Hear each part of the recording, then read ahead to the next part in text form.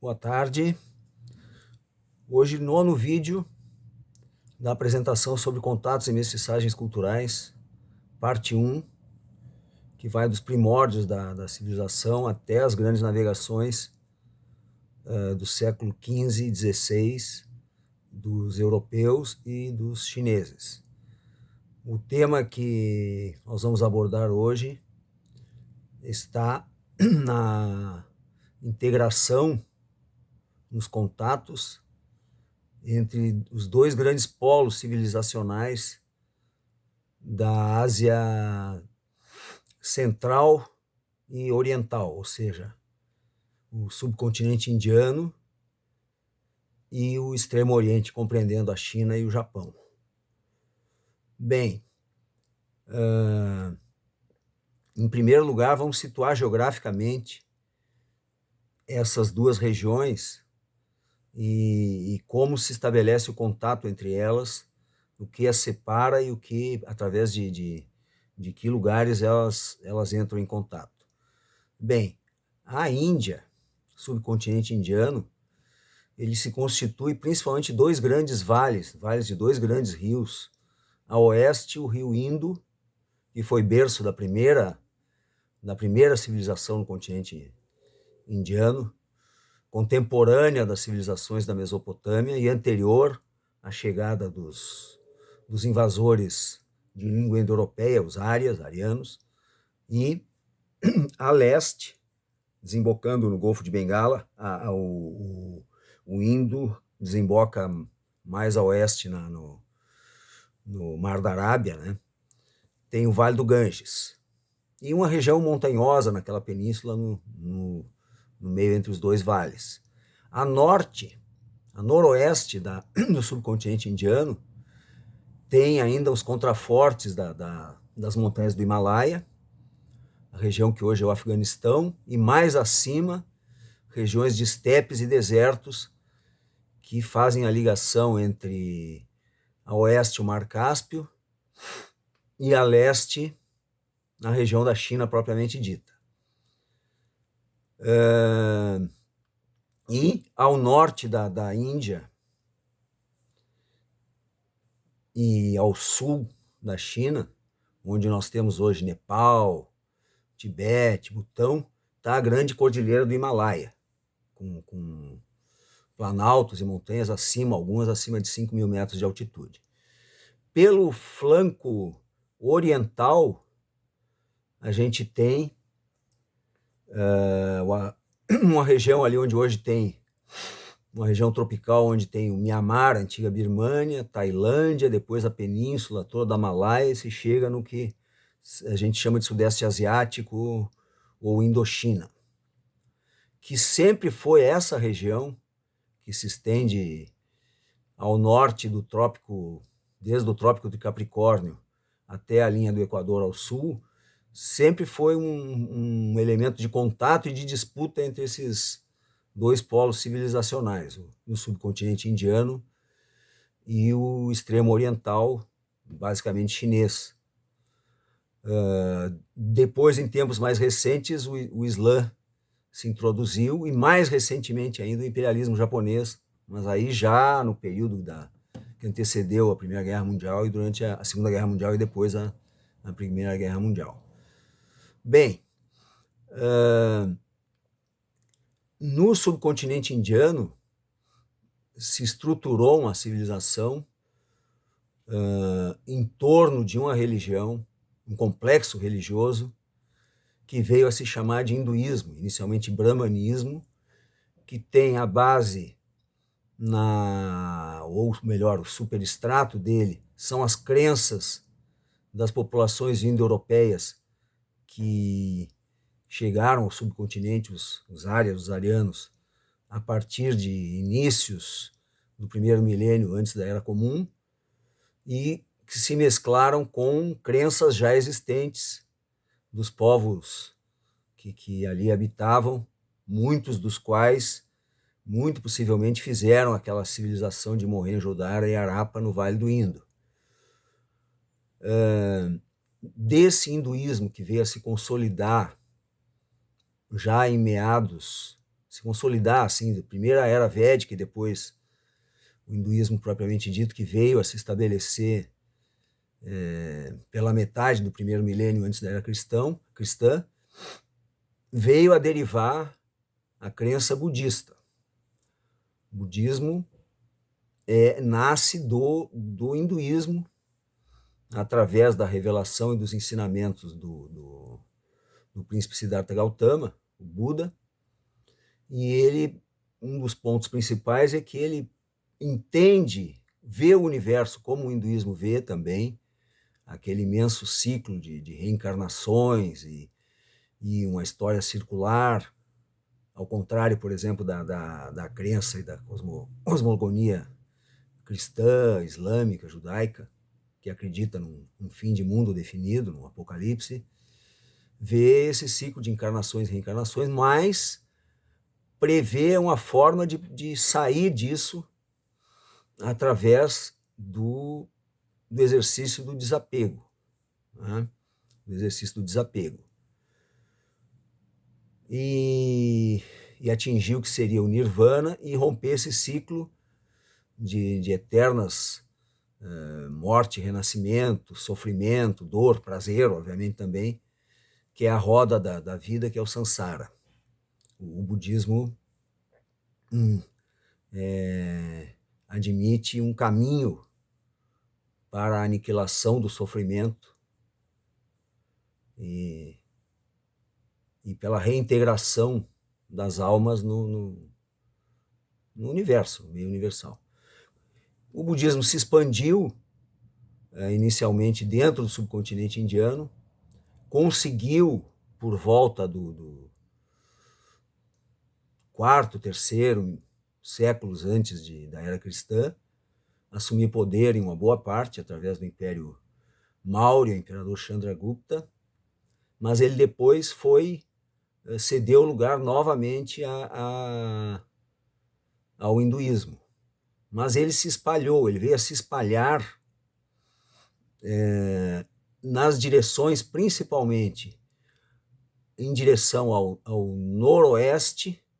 entrando em contato com a expansão do mundo helênico, helenístico, a partir do Império de Alexandre,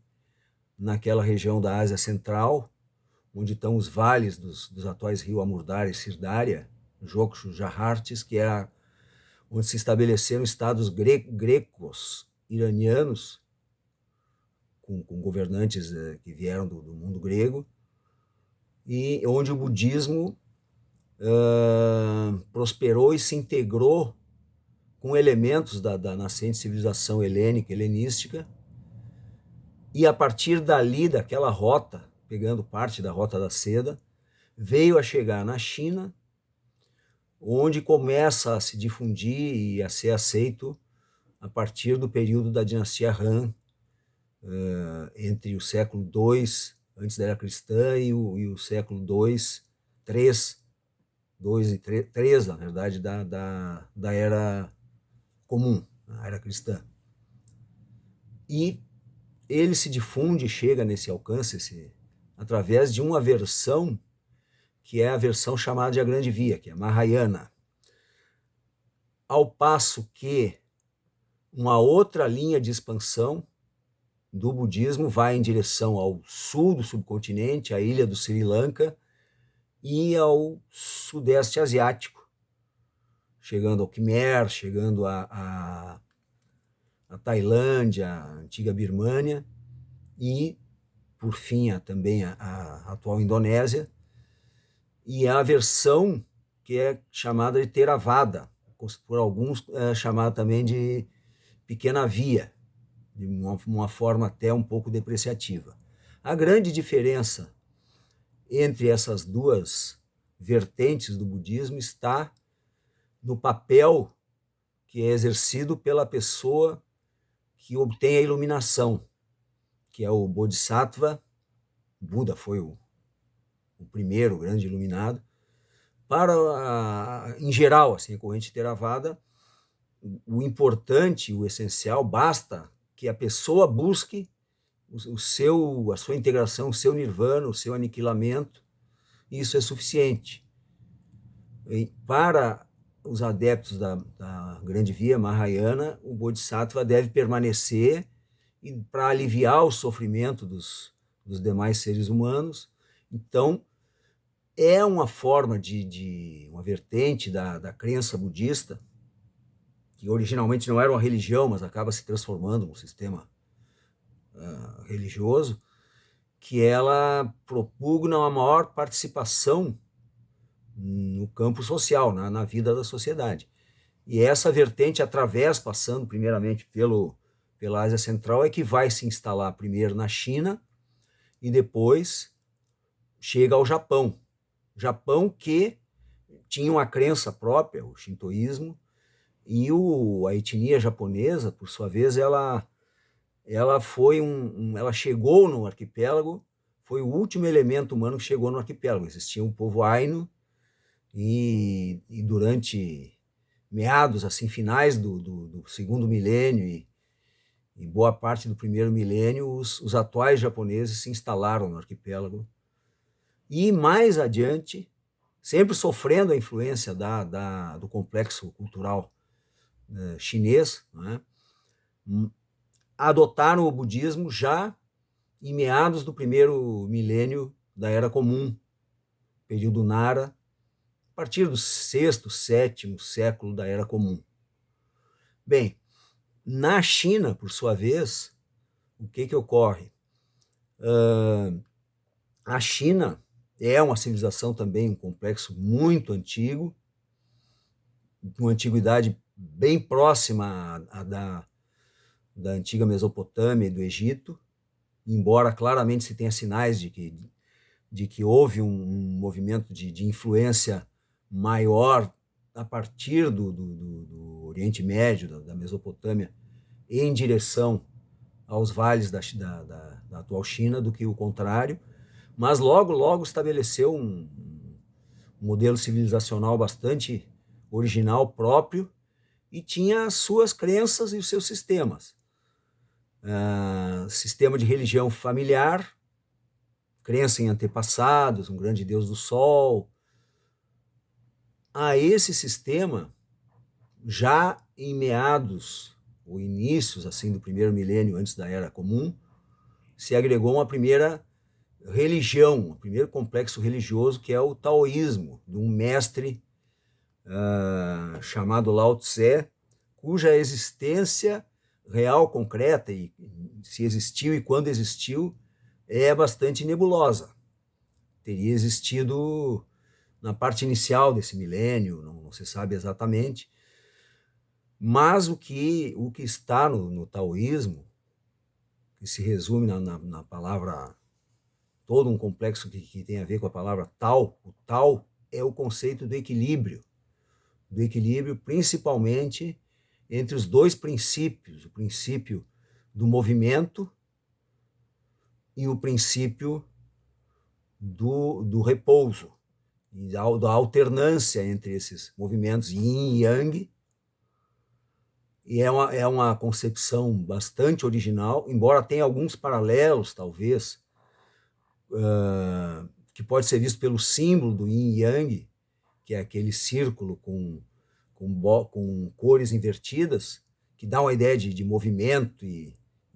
realimentação. Existe o Triskelion também, na filosofia grega inicial, pitagórica. Enfim, a religião, a essa crença taoísta, veio se agregar num momento, porque a China passou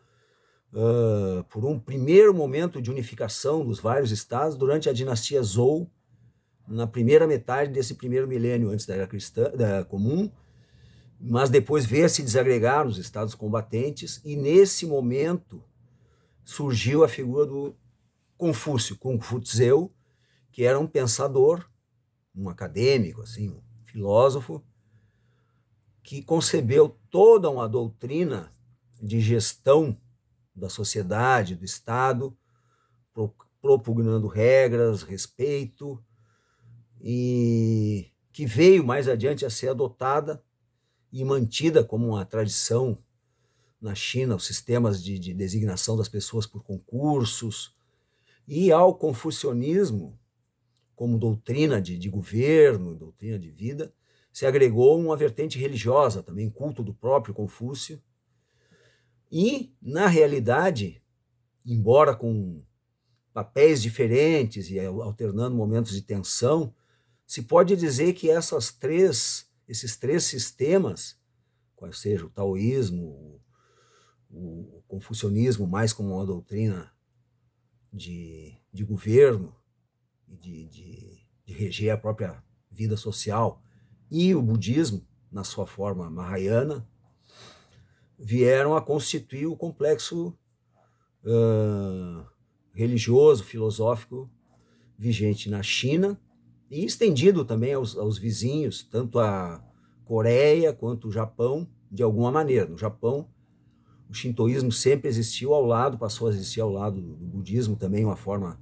mahayana, o Zen. E esse complexo chinês veio a se expandir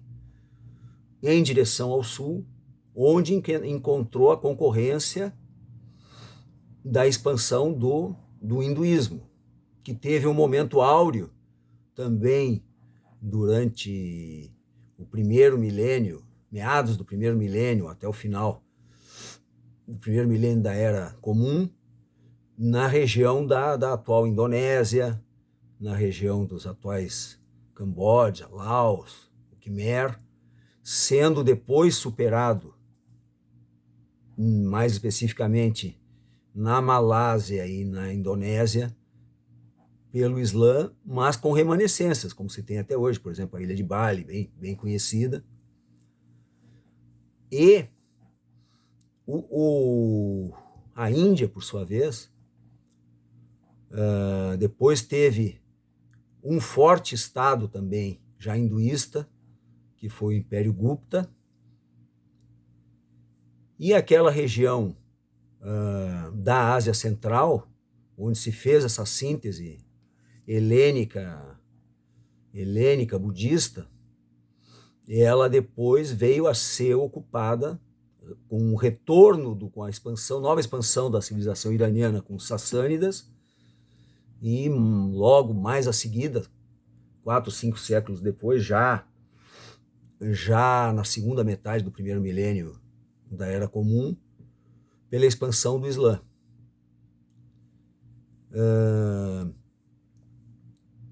Então, é importante enfatizar esses laços entre esses dois grandes polos, mas também os contatos que ambos tiveram com os polos mais a ocidente, como que acabariam sendo o grande polo de civilização islâmica e o cristão também. O cristianismo também chegou na China através da vertente nestoriana, e o próprio Islã, principalmente na região mais ocidental, onde está o Turquestão chinês, que é o atual Xinjiang, onde vivem os uigures. Isso é o que eu teria para falar sobre esse tema. Até um próximo, quando provavelmente nós vamos falar sobre a África, especialmente, não só sobre a África, mas vamos falar sobre o 6º, 7º milênio na região do Mediterrâneo Oriental, antes do surgimento e depois expansão do Islã. Isso aí, obrigado.